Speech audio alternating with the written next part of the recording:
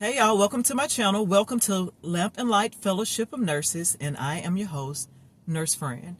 And I am the founder of the company, right? And Lamp and Light Fellowship of Nurses was developed for nursing students in order to help them on their journey of transitioning from a student nurse to a professional nurse. So with that being said, I do offer one-on-one tutoring services for nursing students. Right now, currently in the subject area of med surg. I also offer nursing consultations, one-on-one nursing consultations, and one-on-one student nurse consultations, as well as interview preparation and resume proofreading. So those are just some of the services. As you can check those out on www.lampandlightnurses.com/services.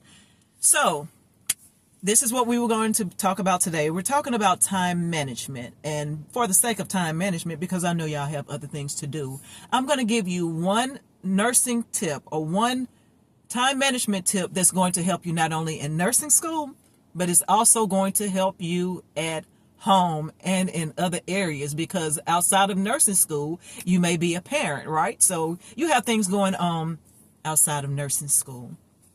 And that one tip, or that one magic word, which is something that you have probably been introduced to in nursing, is the word delegation. Delegation, that's the act of assigning a task to someone that is not superior to you, right? So I would say to a subordinate. So you cannot delegate a task to somebody that is above you. If I'm a nurse, I cannot delegate a task to the doctor, right? But I can delegate tasks. If I'm a registered nurse, I can delegate tasks to an LPN, or I can delegate a task to the unlicensed assisted personnel, which is the healthcare tech or the CNA. So delegation is going to free you up in a lot of spaces, y'all. It's going to allow you to do a lot of things. And don't just delegate things simply because you don't want to do it. You delegate it because you are crunched for time, right?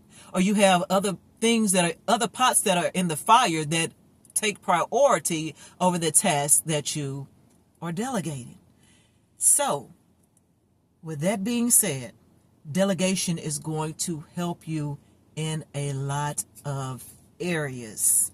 So you have to know what tasks can be delegated.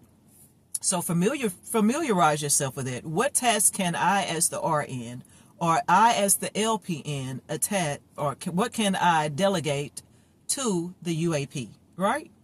So when you know what those tasks are, you can delegate them, especially if you are in the middle of admitting a patient or getting patient ready for a procedure, right? Or you're getting them ready for surgery. That patient takes priority because these are time-sensitive things that are going on. So if I'm getting a patient and I'm prepping them for surgery, certainly I can delegate the lab draw.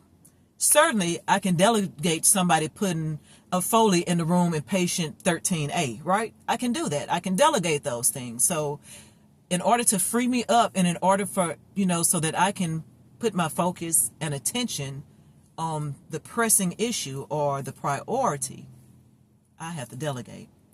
And again, there's no different from when I'm at home. When you are at home, what tasks can you delegate to your children, right? What tasks can you delegate? Because certainly you are busy in nursing school. And then when you get home, you don't always just completely take off that nursing student cap, right? Or hat, because you are studying or you have things to do for school. So, but then you get home, you have to put on your mommy hat or your mother hat. So you have to cook, help the children with the homework, wash dishes, do laundry. I mean, you have to do all of these things. But if you have someone around the house that can help you, ask for help, right? You have all heard the term or the saying that a closed mouth does not get fed. Well, baby, that's true. A closed mouth will not get fed.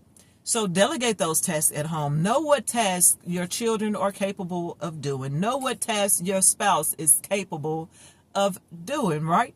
So you wouldn't want to delegate a task that requires a lot of skill to a 2-year-old. You're not going to tell that 2-year-old, look, go clean that bathroom up. And I want it spotless. No, you're not going to do that.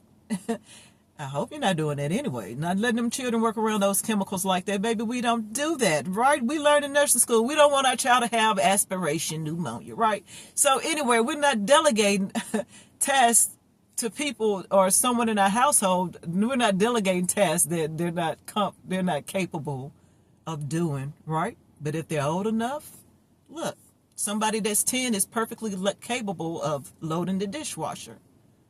They're capable of washing their own clothes, keeping their room clean.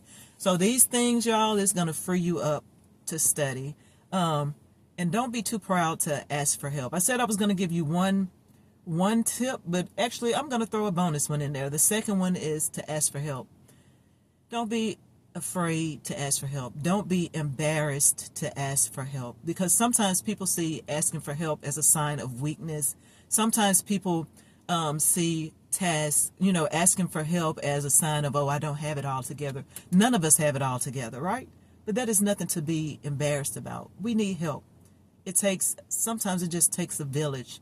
And I would tell you, in nursing school, you need a strong support system around you. You're going to need support, because you're going to need people to step in for you to do things. You might need someone to watch your children for the weekend or for the day while you study for that test, or while you get ready to submit your paper, while you're writing that paper. So don't be afraid to ask for help, right? This pride will seek a ship faster than any hole ever will. So don't let pride sink your ship. Don't let pride sink you on your journey to becoming a nurse, right? Ask for help when you know that help is needed. If you know that there is something that you don't have the skill for or the knowledge of, ask for help. It will free you up in so many ways and give you time, allow you to devote your time to other things that need your attention. So these are just two tips. The first one, again, is delegate. Got to learn what you can delegate, what tasks you can delegate, and when you learn those, don't abuse it because you don't want to do it, right? Just don't take advantage of other people, but ask for help, y'all. Delegate and ask for help, and those are the two tips. So, if the video has helped you, please feel free to share it with one of your nursing students or one of your nursing school buddies. And also, if you have not subscribed to the channel, please subscribe to the channel. If the video also has helped you, please leave a comment in the section, because that way it can get in front of other nursing students. And please hit the notifications bell to know when we go live or do other things on this channel. And y'all have a wonderful weekend.